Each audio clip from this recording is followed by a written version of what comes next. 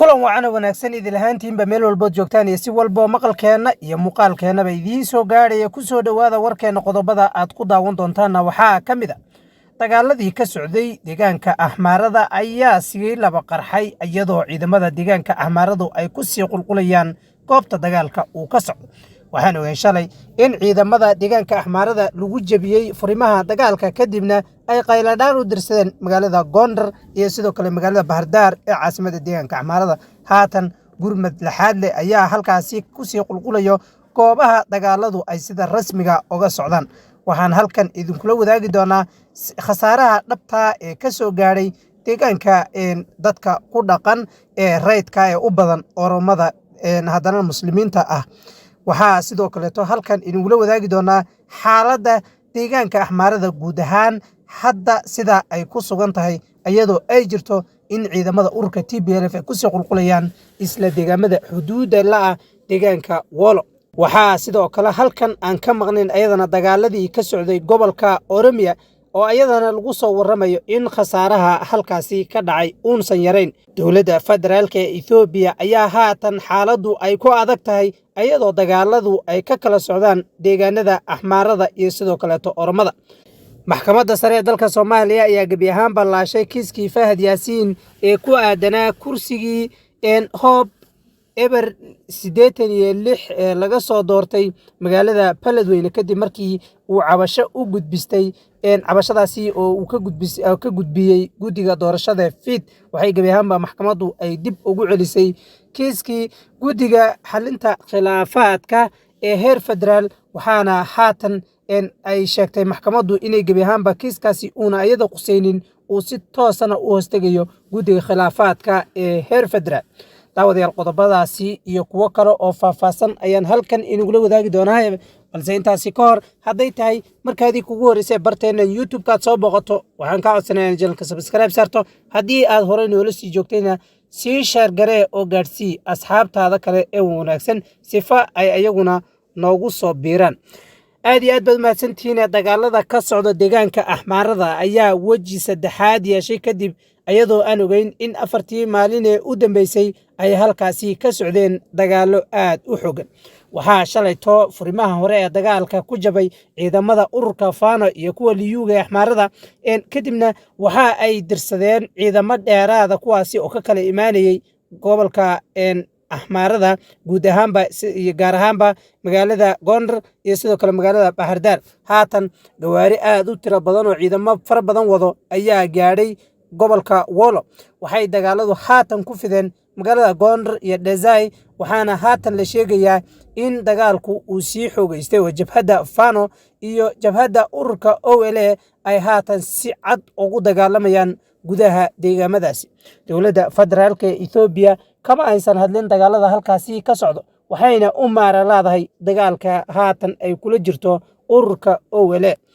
ururka TPLF oo bayaan soo saaray ayaa sheegay in ay gabi ahaanba indhaha ka xidhan doonin shacabka lagu xasuuqayo gobolka Wolo gobolkani waxaa dego muslimiin aad u tiro badan oo kasoo kala jeedo deegaanka Oromada iyo Tigreega iyo sidoo kale qowmiyado kale oo ayaguna muslimiin ah waxaana haatan arintu ay ku adag tahay dadkaasi Axmaaradu waxa ay go'aan ku gaadhay inay gabi ahaanba dadkaasi halka ka masaafuriso cadaadis weyna ay saarto waxaan ogeyn dowladda Eritrea inay soo tababartay 10,000 oo askari kuwaasi oo ay ku sheegtay in ay la dagaalami doonaan cadawga gobolka Axmaarada haatan cadawgi waxa uu isku bedelay dadka wada degan deegaanka Axmaarada guud ahaanba dowladda federaalka ee Ethiopia waxaa looga fadhiyay halkaasi inay u dirto ciidamo dheeraada kuwaasi oo sugi lahaa ammaanka gobolka Wolo balse dowladdu waxa ay la daala dhacaysaa dagaalada ka socdo gobolka Oromada oo haatan u muuqdo mid aan asagu soo daba dhamaanayn Oromada haatan waxay u muuqataa iyaduna in ay rabto inay iska caabiso dagaalada sida cad ay ugu soo qaadayaan dagaalyahanada Fano iyo ciidamada liyuuga waxayna arintu haatan tahay mid laba qowmiyadood si weyn u qusayso dowladda federaalkana waxay si cad ula safan tahay ciidamada Fano iyo ciidamada dowladdeegaanka Axmaarada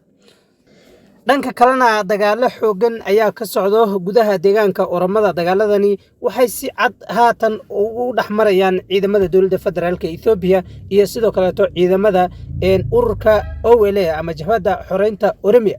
waxaa sidoo kaleeto jabhaddani si kulul maanta u farasaaray ciidamada liyuuga ee sida gaarka u tababareen dowladdeegaanka Soomaalida. dagaaladu waxa ay ka socdaan goobo aad u tiro badan oo ka kala tirsan gudaha deegaanka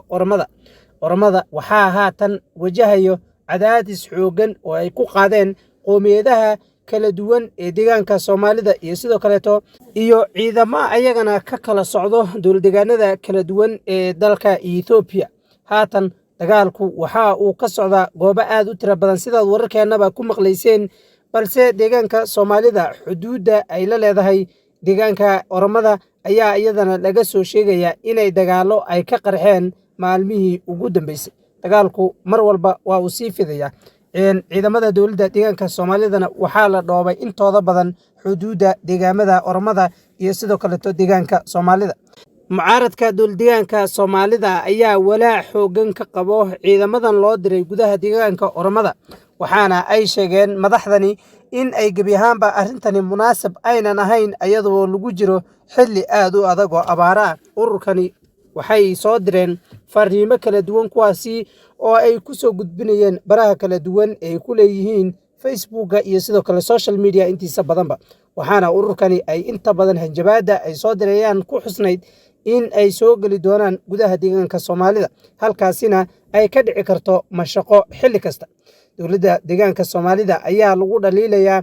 arrintani fudaydka ay ku galeen dowladda deegaanka Oromada. waxaa la ogaa ciidamadii aadka u tiro badnaa loo diray deegaanka Axmaarada in ay intooda badan ay nabad ay ku soo laaban, waxaana la xasuuqay ciidamo aad u tiro badan kuwaasi oo tiradooda ay qariyeen maamulka dowladda deegaanka Soomaalida. arrintani ayaana haatan walaac xoogan dhalisay kadib ciidamadii gudaha gobolka Oromada loo diray, waxaana haatan la sheegayaa in dagaalada ay si toosa uga qayb qaadanayaan ciidamadii gudaha deegaanka Oromada tegey. ugu dambeyntiina kiiskii Fahad Yaasiin Xaaji Daahir ayay maxkamadda sare ee dalka Soomaaliya gebi ahaanba ay laashay kadib markii ay dhageysatay dacwad ogayaasha iyo sidoo kaleeto kuwa difaacayo Fahad Yaasiin Xaaji Daahir. waxaana ay sheegtay maxkamaddu kiiskani inuu gebi ahaanba u khusaynin maxkamadda sare ee dalka Soomaaliya, ayna kiiskan si toosa uu u hoostegayo guddiga khilaafaadka ee heer federaal. waxaana ay sheegtay cabashadani haddii ay wax ka qaban waayaan in ay iyada